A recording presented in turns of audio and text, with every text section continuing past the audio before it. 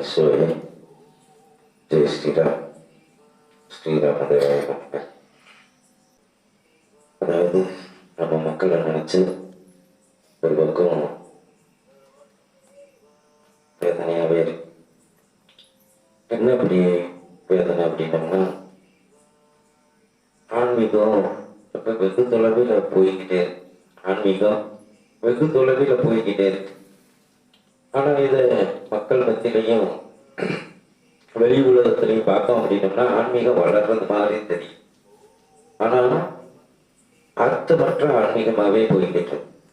எப்படியா அர்த்தமற்ற ஆன்மீகமாகவே போய்கிட்டு இருக்கு. நம்ம ஆன்மீகத்துக்கு வந்து ஒரு 4-5 ஆண்டுகள் பயிற்சி பெற்ற முன்னாடி தான் நம்மளுக்கு ஓரளவு இந்த உணர முடிஞ்சு இவ்வளோ விஷயம் இருக்கா இருக்காதுதானா அப்படின்ட்டு.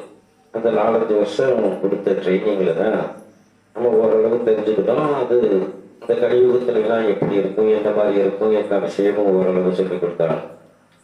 ஆனால் இப்போ மக்கள் மத்தியில் கலியுகத்தின் கட்டாயத்தினால நம்ம உண்மையை சொன்னால் ஏற்றுக்கொள்ளக்கூடிய மனநிலையில மக்கள் இல்லை. அவங்களுக்கு தக்கன சால்ற அடிக்கணும், அவங்களுக்கு தக்கன பேசணும், கொஞ்சம் நடிக்கணும், இப்படி இருந்தால் கொஞ்சம் மக்கள் ஏற்றுக்குவாங்க. நம்ம உண்மையை தத்துவத்தை சொன்னோம் அப்படின்னோம்னா அது கலியுகத்தின் கட்டாயத்தினால ஏற்றுக்கொள்பவர்கள் மிக மிக அரிது. ஆண்டவனே சொன்னது என்ன அப்படின்னோம்னா, ஒரு 100 பேரை சந்திச்சுன்னா 1-2 பேர் தேடுறதே கஷ்டம். 100 பேரை சந்திச்சோம்னா அது 1 ஆள் 2 ஆள் தேடுறதே கஷ்டம் அப்படின்னாங்க. அப்படித்தான் நம்ம அனுபவத்திலையும் இருக்கு. நம்ம ஆரம்பத்திலிருந்து என்ன சொல்லிக்கிட்டு வரோம், நம்ம உணர்ந்ததுலேருந்து ஆன்மீகம் என்பது தென்பது மாதிரி அதை அறிஞ்சு புரிஞ்சு செஞ்சோம்னா அதனுடைய இன்பமே வேற. ரைட்டா? எதையுமே தெரியாம செய்யறது எல்லாமே தவறு அப்படின்னு தான் ஆரம்பத்துல இருந்து சொல்லிக்கிட்டு இருக்கோம். பூஜை பொருள்ல இருந்து அனைத்து வகையிலையுமே எதையுமே தெரியாம பண்ணாதீங்க, அதனுடைய விளக்கம் தெரிஞ்சு முறையா பண்ணுங்க. எப்படி ஒரு நபர் போன மாதிரி இன்னொரு நபருக்கு இல்லை, ஒருத்தர் மாதிரி இன்னொருத்தர் இல்லை, அதே போலதான் இந்த ஆன்மீகத்திலையும் மையப்படி அதுவாகத்தான் இருக்கும். ஒருத்தருக்கு நடந்தது மற்றவருக்கு நடப்பது கிடையாது. ஏன் அப்படின்னா இது கர்ம சம்பந்தப்பட்டது.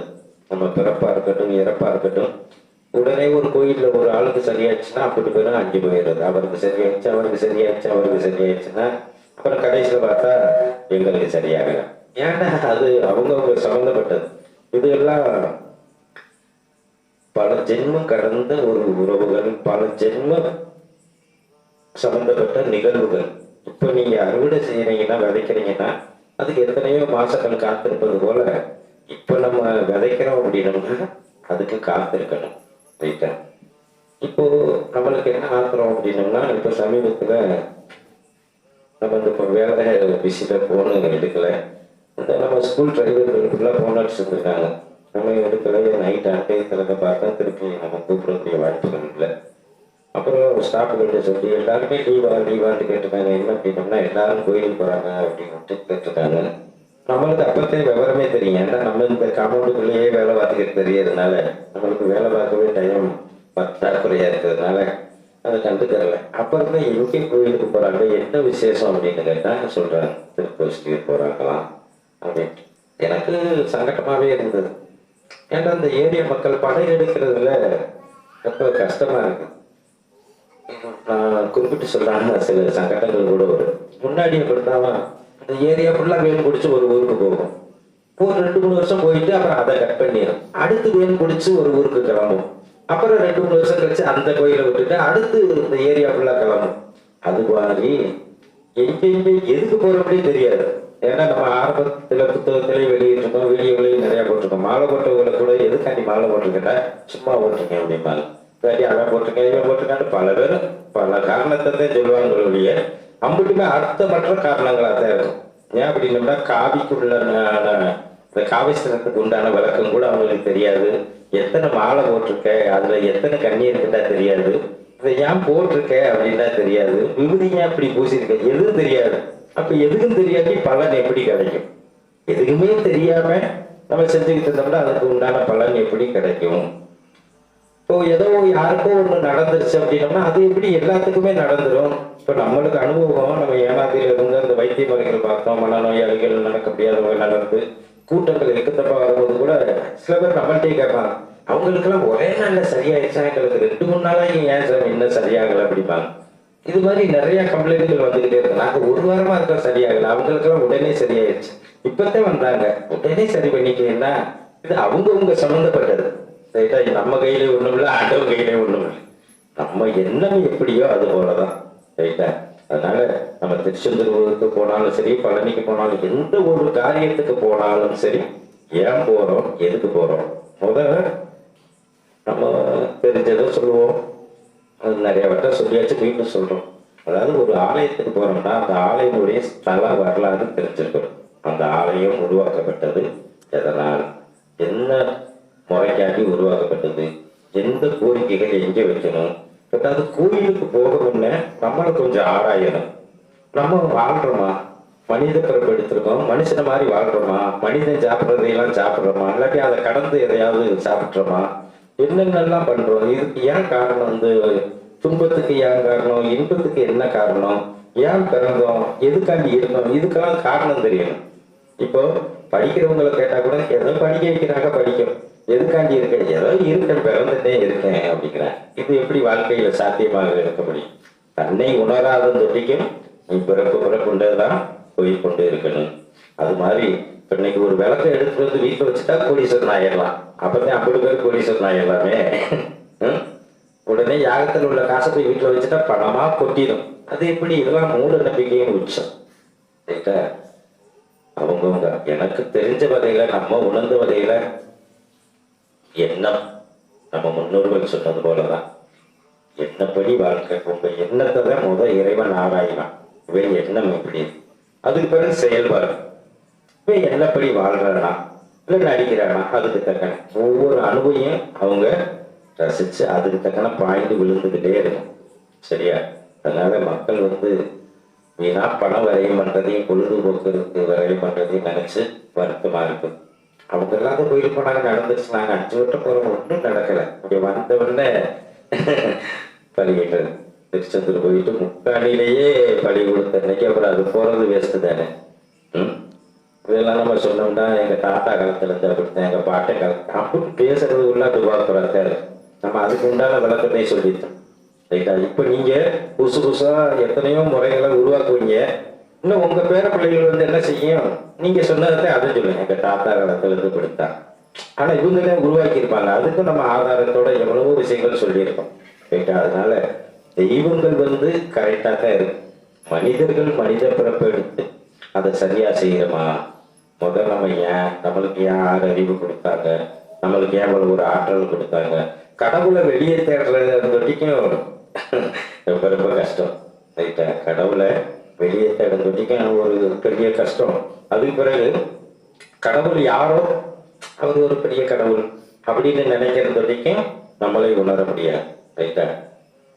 காரணம் வேணும். அவரை எதுக்கு கும்பிடணும், அது யாரு, அதை கும்பிட்டதுனால நம்மளுக்கு என்ன இருக்கு, அது ஏன் கடவுள்னாங்க, அதுக்கு ஏன் உருவம் வந்துச்சு, இது ஏன் நம்ம முன்னோர்கள்லாம் செஞ்சாங்க, காரணம் இல்லாம செஞ்சிருக்க மாட்டாங்க. அப்ப அதுக்குள்ள என்ன காரணம் இருக்கு? ஏன்னா நம்ம இந்த குலத்துல பிறந்ததுனால என்னமோ நம்ம இறைவன் சொல்வதை எதையுமே கேட்கறது இல்லை. எதையும் கேட்கறது இல்லைன்னா நீ காரணத்தை சொல்லு, நான் செய்வேன் செய்வேன்னு சொல்லி சொல்லி நான் காரணம் விளக்கம் கேட்க போய்தான் எனக்குமே தெரிஞ்சது.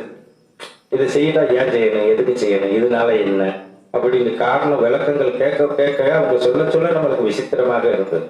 ரைட்டா? அதனால மக்கள்கிட்ட நம்ம சொல்றது வீண் வரையும் பண்ணாதீங்க, டயத்தை வேஸ்ட் பண்ணாதீங்க, அறிங்க. அதான் அங்கே ஏன் போறோம், எதுக்கு போறோம், அந்த ஸ்தல வரலாறு என்ன சொல்றது, அதன்படி வாழ்ந்தால் கண்டிப்பா 100க்கு 100 பலன் உண்டு. அது என்ன நோக்கத்துக்காக உருவாக்குதோ, என்ன நோக்கத்துக்காக இருக்குதோ அதன்படி நம்ம போகிறோம்னா 100க்கு 100 பலன் உண்டு.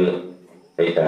நம்ம எதுவுமே தெரியாம தெய்வத்துக்கு பிடிக்காத விஷயங்களை ஃபுல்லா முருகனுக்கு கிடாவற்ற, அம்மனுக்கு கிடாவற்ற கதையாத்தான் இருக்கு. ரைட்டா? அதைத்தான் நம்ம ஆரம்ப கட்டத்துல இருந்து சொல்லிட்டு வரோம். நீ எந்த ஆலயத்துக்கு எடுத்தாலும் போனாலும் அதன்படி போய் சீண்டு அதை பிடிக்காத செயலை செய்யாத. இப்ப நம்ம பசுமனையாவுக்கு கூட அதான் சொல்றோம். அவருக்கு அந்த மதுனாலே கிட்டத்துல வந்தாலும் ஆகாது, மாமிசம் உண்டது இல்லை, நீ நிறப்பதையில போய்கிட்டு ஐயா எங்களை காப்பாத்தல அப்படின்னோம்னா அதைத்தான் நம்ம வருஷம் முழுக்கும் சொல்லிக்கிட்டோம். ரைட்டா? முதல் உணருங்க, உணர்ந்து செயல்படுங்க. முருகன் மாமிசம் சாப்பிடுவாரா, இல்லாட்டி ஐயா சாப்பிடுவாரா, நம்ம சாப்பிடலாமா, அவங்க எப்படி வாழ்ந்தாங்க, அதுல கடுகளவாகுது. முயற்சி பண்ணான்னு முடியாது ஒண்ணுமா இருக்கு. நம்ம சொந்தக்காரவங்க தானே, நம்ம அவங்க வம்சாவளி தானே, கடவுளே நம்ம அப்பா அம்மான்னு கூப்பிடும் போது அதனுடைய வாரிசு தானே, அதால முடியாதது நம்மளால என்ன முடியாம போயிட போகுது? கடவுளால முடியும்னா நம்மளாலேயும் முடியும். நம்மளுக்கு ஒண்ணு முடியலன்னா எந்த ஒரு காரியமும் கடவுளால கூட முடியாது. நான் அதை நல்லா உணர்ந்துருக்கேன். நம்மளுக்கு ஒண்ணு முடியலையா, கண்டிப்பா அவங்களால முடியாது. அவங்களுக்கு முடியும்னா எந்த ஒரு செயலா இருந்தாலும் நம்மளுக்கு முடியும். அதுக்கு பிறகு நம்மளால என்ன உருவாக்க முடியுமோ அதை அழிப்பதற்கு மட்டுமே நம்மளுக்கு அதிகாரம் உண்டு. எப்படியா, நம்மளால இன்னைக்கு ஒரு கட்டணம் ஒரு வீடு கட்டுற, நீ இடிச்சுக்கலாம், ஏன்னா நீ உருவாக்குனது, ரைட்டா? ஆனா யாரோ ஒரு உருவாக்கி விட்டது நம்மளுக்கு எப்படி எடுக்கிறதுக்கு எந்த அதிகாரம் இருக்குது? ஏதோ ஒரு உயிரிலே வச்சுக்கோங்களேன், ஒரு உயிரை கொள்றீங்க, அந்த உயிரை ஒரு ரெக்கையாவது உங்களால படைச்சிட முடியுமா? திருப்பி உருவாக்கிட முடியுமா? சர்வசாதாரணமா கொண்டு போயிடுறோம், ஒரு உயிரை எடுத்துடுறோமே. இதையெல்லாம் யாரும் யோசிக்கிறாப்புல இருக்கு? கடைசியில நான் என்ன தப்பு பண்ணேன்? எதுவுமே பண்ண, எந்த தப்பும் பண்ணலைன்னா அவங்களுக்கு இந்த உயிரை கொள்றது, கரிமீன் சாப்பிடுறது, அந்த உயிரை துடிக்க கொள்றது பாவமாவே தெரிய மாட்டேங்குது. ஆனா அவங்களுக்கு இப்படின்னு ஒரு ரத்தம் கீறிட்டா போதும், உசிரே போயிடும். லேசா முட்டு வலி கால் வலி வந்துட்டா போயிடும். என்ன கடவுளும் என்ன சாமியை கும்பிட்டோம், என்னையா பண்ண? ஒண்ணுமே பண்ணல. நான் யாருக்கு எந்த தப்பும் பண்ணல. என்ன மக்களுக்கு கொஞ்சம் யோசிக்கணும், அவ்வளவுதான். சரியா? அதனால கடவுள் இன்னும் ஒன்றை மட்டும் புரிஞ்சுக்கிறணும், அது உருவாகும் உருமாறும். எப்படியா? உருவாகவும் அதுக்கு தெரியும், உருமாறவும் தெரியும். தன்னையா இருந்த இடத்துல இருந்து இல்லாமக்கவும் கடவுளுக்கு தெரியும், மீண்டும் அதே இடத்துல இருந்து எந்திரிக்கவும் தெரியும். உதாரணத்துக்கு எதுக்கு வெளியே போகணும்? இப்ப நம்ம பேசுறது எல்லாமே என்னுடைய அனுபவத்தை வச்சுதான் பேசுறேன் ஒழிய, நான் புக்கு படிச்சு புராணம் படிச்சு தியானம் பண்ணி அந்த பழக்கம்லாம் நம்மளுக்கு தெரியாது. உள்ளக்கு ஒண்ணு சொல்லும், அதை அப்படியே பேசுறது, அது உண்மையாத்தான் இருக்கும். அலசி ஆராயணும். அந்த அலசி ஆராயக்கூடிய நிலையை ஆண்டவன் கொடுத்ததுனால நம்ம அதை பகுத்து ஆராய்ந்து அதை உணர்ந்ததுனால பேசுறோம். சரியா? இப்போ நம்ம கோயிலுக்கு போறதுனால சில கோயில்கள் சொல்லுவாங்க, இந்த கோயில் இடிஞ்சு போயிடுச்சு அப்படிமா. அது ஏன் அப்படின்னோம்னா இதுதான் காரணம். பிடிக்காத விஷயத்த செஞ்சவங்க வைங்களேன், இப்போ நம்மளையே இங்க எல்லாத்தையும் ஏன் வரக்கூடாதுன்னு சொன்னோம். நிறைய பேரை காமௌண்டுக்குள்ள வராத ஓடுண்டு ஏன் தவிர்க்கிறோம்? நிறைய கோவையில வருவான், இல்லாட்டி அவனை பார்க்கும் போதே கோவம் வந்துடும். கோயில் சொத்தை திருடி இருப்பான், பொது சொத்தை களவான் இருப்பான், அவனை எதிர்க்க வரும் போதே நம்மளுக்கு கோவம் வந்துடும். ஓடு நம்மளே தகர்க்கும் போது அப்புறம் அவங்க சொல்லவா வேணும்? அப்ப இப்படி அநியாய அக்கிரமம் நடக்கும் போதெல்லாம் அவங்களையே தாத்திக்கிடுவாங்கன்னா என்ன, உள்ளக்க போயிடும், கோவிலே இல்லாம போயிடும். உதாரணத்துக்கு நம்ம வீட்டை எடுத்துக்கோங்க. அன்னைக்கு ஒரு ஐயா பேசினாங்க, அதனால ஞாபகம், என்ன சாமி நீங்க இப்படி இருக்கீங்க, என்னென்னமாக்கியோ பண்றீங்க, உங்க வீடு இப்படி போட்டுட்டீங்களே அப்படின்னா. நம்ம முன்னாடியே சொன்னோம், ஆன்மீகத்துக்கு உணர்ந்த முன்னாடி நம்ம வீட்டுல உள்ளவங்களே சொன்னோம், தெய்வம் வந்த வீடு, தெய்வம் குடிகொண்ட வீடு, முத காட்சி கொடுத்த இடம், முத அருள்வாக்கு சொன்ன இடம், அந்த இடத்துல ரொம்ப அற்புதங்கள் பண்ண இடம், அந்த இடத்துல நீங்க மாமிசம் சாப்பிடாதீங்க, மது சாப்பிடாதீங்க சொல்லி பார்த்தோம், கேட்கல. கடுமையா எச்சரிச்சோம். என்ன சொன்னோம்? இருக்காங்க சாட்சிக்கு நேரடியா இருக்காங்க, உறவினர்களுக்கு எல்லாருக்குமே தெரியும், அந்த வீட்டுல மனிதனும் குடியிருக்க முடியாது.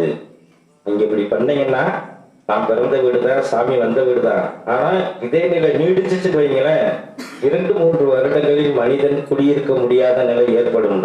இன்னைக்கு வீடு விளக்கு போடாது இல்லை, பால் அரைஞ்சு நூலாம்பழை குடிச்சு இப்பவும் பிறகு உண்டு. இதான் உண்மை, இதே சத்தியம். எந்த லக்கில எப்படி தெய்வமே வரல என் வீட்டுக்கு, தெய்வம் நடமாட்டமே இல்லை. நீங்கிற உசுருக்குள்ளா போட்டு வாசல்ல உள்ள போட்டு வச்சுட்டு பிணத்தை தின்னா எப்படி வரும்?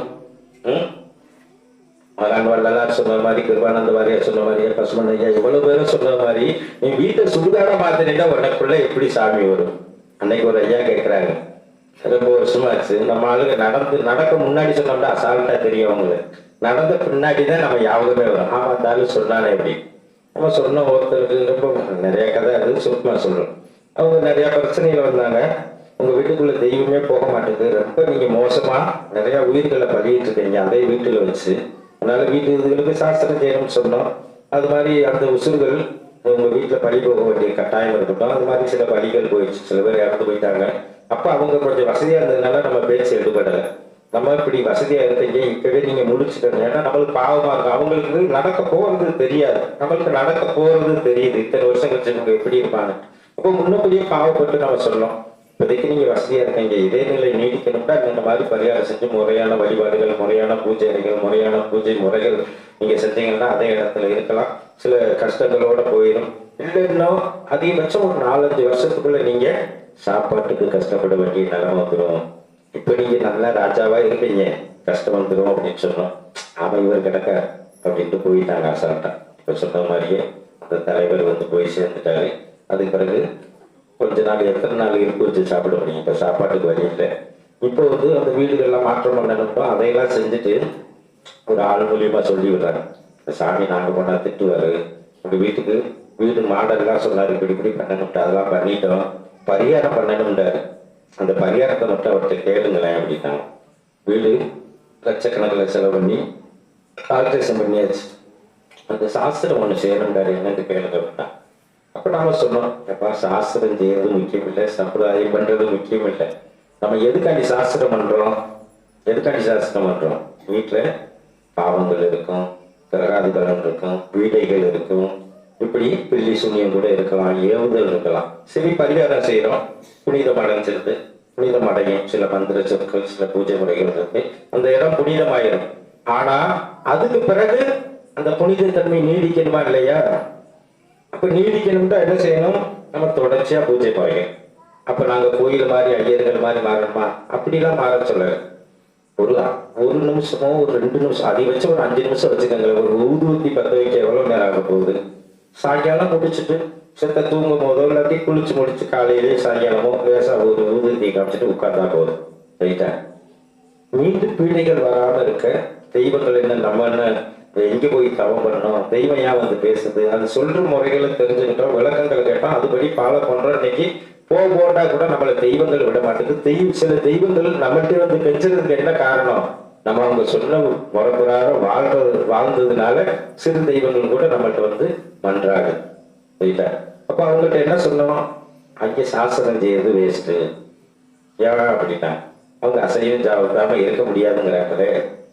நம்ம யாரையும் கட்டாயப்படுத்தலாம், அவங்க ரூட்ல அவங்க போகணும். நம்ம நீங்க சைவமா இருந்துன்னு சொல்லல, புண்ணியம் பண்றோம், கோமாதா பூஜை பண்றோம், கணபதி கோமம் பண்றோம், எல்லாம் பண்ணிடலாம். ஆனா மீண்டும் அம்புட்டு செலவழிச்சு அம்புட்டு பண்ணி ஒரு நாள் உன் வீட்டுல ரத்தத்தை சிந்திட்டீங்கன்னா போச்சு, செஞ்சது பூரா போச்சு.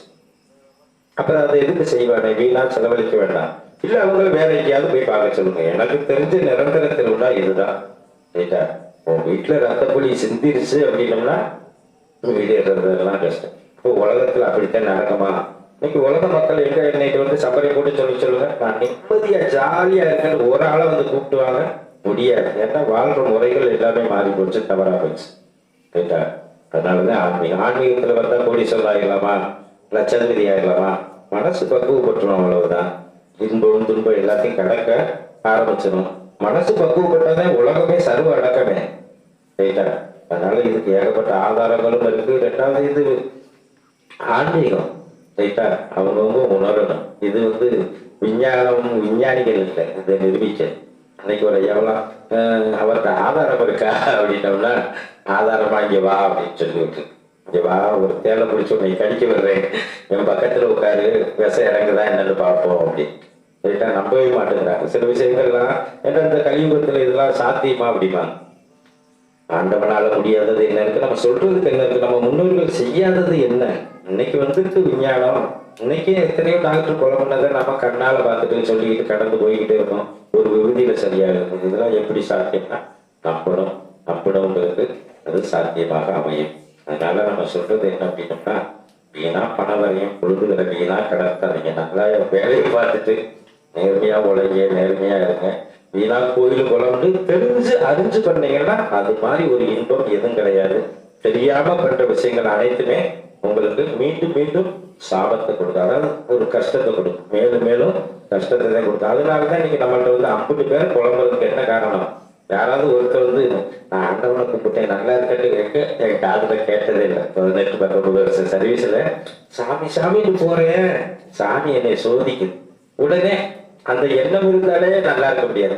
அவன்லாம் அப்படி இருக்கேன், இவெல்லாம் இப்படி இருக்காட்டா, இந்த எண்ணம் உனக்கு இருந்துச்சுதான் எப்படி நீ நல்லா இருக்க முடியும்? அதனால உண்மையான விளக்கங்கள் நம்மளை பத்தி சிந்திச்சா போதுமையா.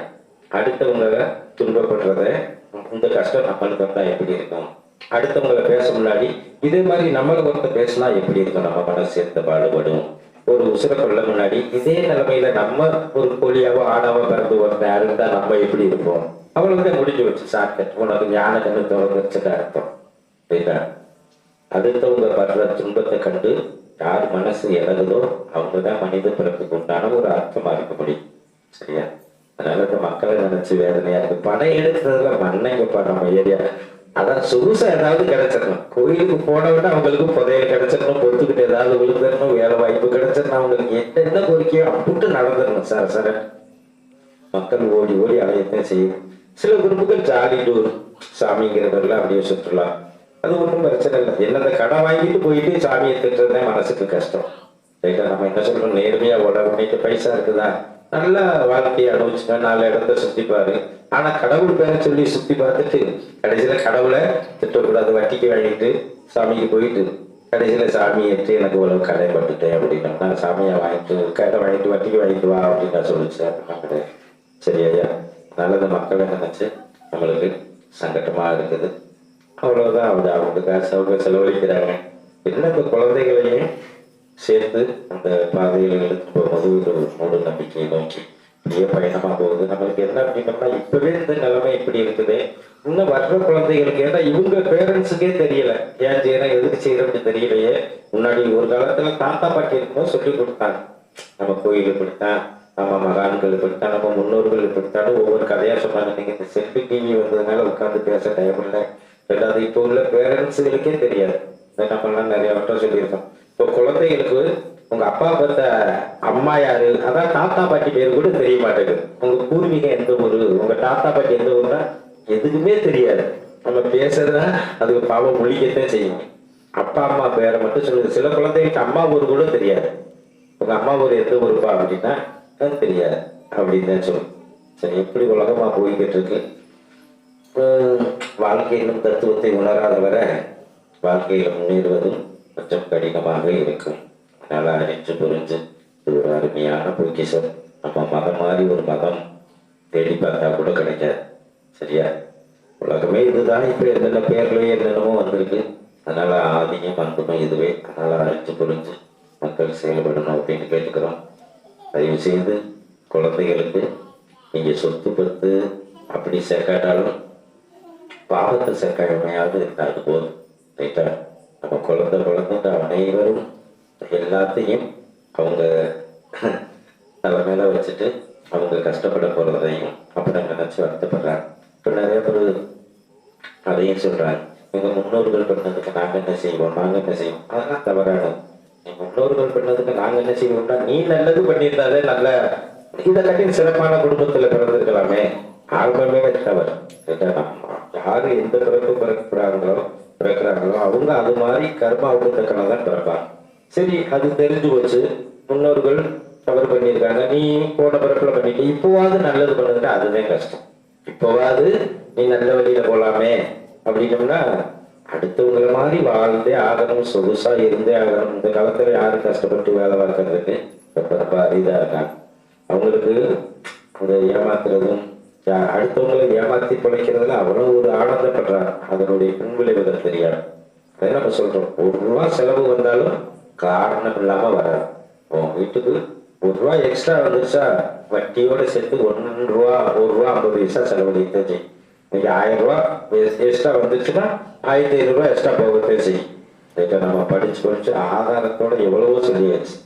விளையாட்டுக்கெல்லாம் செலவு வரவே வராது. விளையாட்டுக்கு செலவு வரவே வராது. ₹1 எக்ஸ்ட்ரா நம்ம வீட்டுக்கு வந்துருச்சுன்னா ₹1 எக்ஸ்ட்ரா போகத்தே செய்யும்.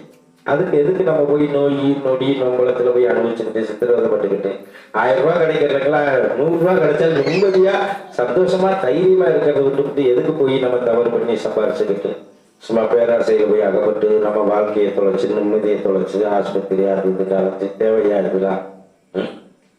எவ்வளவோ விஷயங்கள் இருக்கு. எல்லாமே ஆதாரப்பூர்வமா நம்ம அனுபவிச்சு நேரடியா கண்டு நம்ம உணர்ந்த விஷயங்களை தான் நம்ம சொல்லிக்கிட்டு இருக்கோம் மக்கள் நன்மைக்காக.